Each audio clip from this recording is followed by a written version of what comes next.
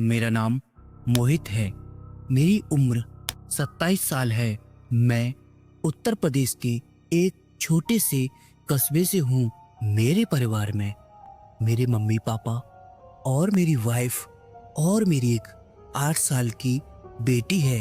हाल ही में मुझे दिल्ली में एक बड़ी कंपनी में जॉब मिली है।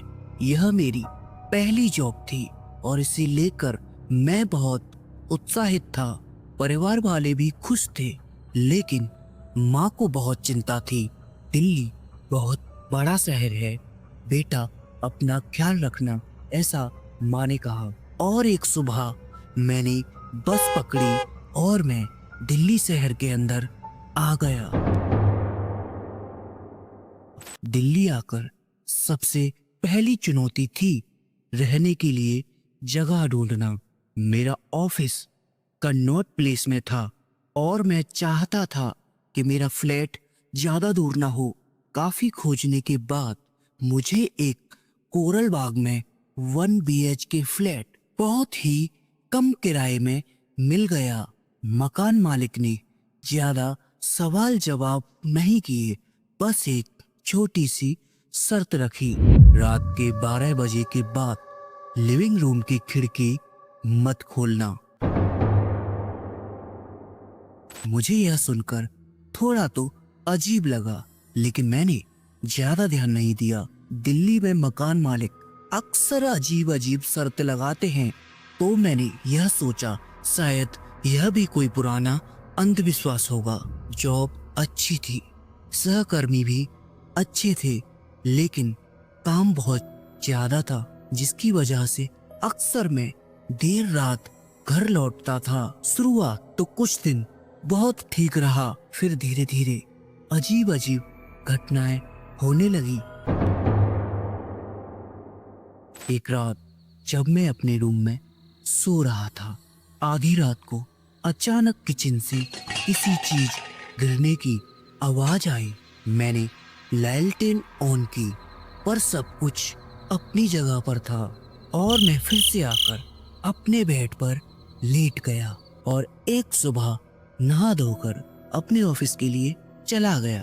और उस दिन काम बहुत ज्यादा था, तो मैंने लेट नाइट तक काम किया और रात के करीब 12 बजे मैं अपने रूम पर आकर सोने ही वाला था कि दरवाजे के बाहर किसी के चलने की हल्की हल्की आवाज सुनाई दी। मैंने दरवाजा खोला और वहां कोई नहीं था और मैं अपने बेड पर आकर सो गया। लेकिन तभी रात को अचानक मेरी 2 बजे आंख खुली। मुझे महसूस हुआ कि कोई मेरे बेड के पास खड़ा है। मैंने झट से लालटेन ऑन की, लेकिन वहां कुछ भी नहीं था। अब मुझे लगने लगा था दया कुछ तो गड़बड़ है, और उस रात भी मैं डरते डरते सो गया। और अगली रात मैंने ऑफिस से लौटते समय सोचा, आखिर मकान मालिक ने खिड़की ना खोलने को क्यों कहा था। और उसी समय मैंने फैसला लिया कि आज सबसे पहले मैं जाकर उस खिड़की को ही खोलूंगा। रात के ठीक 12 बजे मैंने हिम्मत जुटाई और खिड़की खोली, और जो मैंने देखा उसने मेरी रूह कपा दी। बाहर सड़क पर एक आदमी खड़ा था, सर झुका हुआ था और उसके कपड़े फटे हुए थे। लेकिन सबसे डरावनी बात तो यह थी कि उसकी परछाई नहीं बनी हुई थी। मैंने तुरंत खिड़की बंद की और अपने बिस्तर में दुबक गया। वह पूरी रात मुझे नींद नहीं आई थी। मैंने उस रात करवटें बदलकर काटी। अगली सुबह रविवार था, तो मेरे ऑफिस की भी छुट्टी थी। अब तो दिन में भी अजीब अजीब घटनाएं होने लगी। दरवाजा अपने आप ही खुलने और बंद होने लगा, और जब भी मैं आईना देखता हूँ तो मुझे अजीब अजीब शक्लें दिखाई देती हैं। और जब मैं बाथरूम में नहाने गया तो बाथरूम के शीशे पर किसी ने लाल रंग से लिखा था, तुम्हें यहाँ नहीं होना चाहिए था।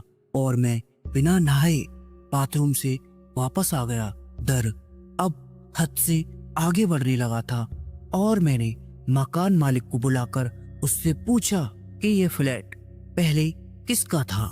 कुछ देर तो वह चुप रहा, फिर उसने बताया, यहाँ पहले एक लड़का रहता था, बिल्कुल तुम्हारी तरह। उसने इसी खिड़की से कूदकर आत्महत्या कर ली थी। कुछ लोग कहते हैं कि उसने खुद नहीं बल्कि किसी अदृश्य ताकत ने उसे धक्का दिया था, तभी से यह फ्लैट खाली पड़ा था। जो भी इसमें आया कुछ दिनों बाद चला गया। अब मुझे यहाँ और नहीं रहना था। मैंने फैसला किया कि सुबह होते ही मैं इस फ्लैट को छोड़ दूंगा, लेकिन शायद उस चीज ने मेरी योजना सुन ली थी और उस रात मुझे नींद नहीं आ रही थी। रात के 2 बजे दरवाजा अपने आप हिलने लगा, जैसे कोई जबरदस्ती उसे खोलने की कोशिश कर रहा हो। फिर लाइट अपने आप बंद हो गई और कमरे में अंधेरा छा गया। तभी मैंने किसी को फुसफुसाते सुना, तुम बचकर नहीं जा सकते। मेरे पूरे शरीर में झुरझुरी दौड़ गई और मुझे महसूस हुआ कोई मेरे कमरे के पास खड़ा है। मैंने मोबाइल का टॉर्च ऑन किया।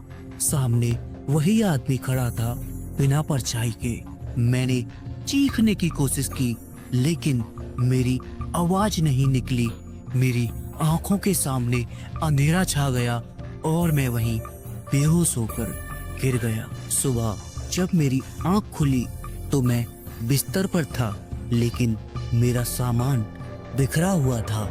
मैंने बिना पल गवाए फ्लैट खाली किया और दूसरी जगह शिफ्ट हो गया। लेकिन आज भी जब मैं रात के समय दिल्ली की सड़कों पर घूमता हूँ तो मुझे लगता है कि कोई मुझे देख रहा है, कोई चाहता है कि मैं वापस उस फ्लैट में जाऊं। सो गाइस, कैसा लगा आज का ये एपिसोड? आई होप अच्छा लगा होगा। अगर अच्छा लगा है तो प्लीज यार वीडियो को लाइक कर, साथ ही साथ ऐसी ही और हॉरर वीडियोस के लिए चैनल को सब्सक्राइब भी कर लो। सो दोस्तों, अगर आपके पास भी ऐसी कोई स्टोरी है तो मैंने इस वीडियो के डिस्क्रिप्शन में एक मोबाइल नंबर और एक ईमेल आईडी दी है, जहां पर आप अपनी स्टोरी को हिंदी या इंग्लिश में मेरे साथ शेयर कर सकते हो।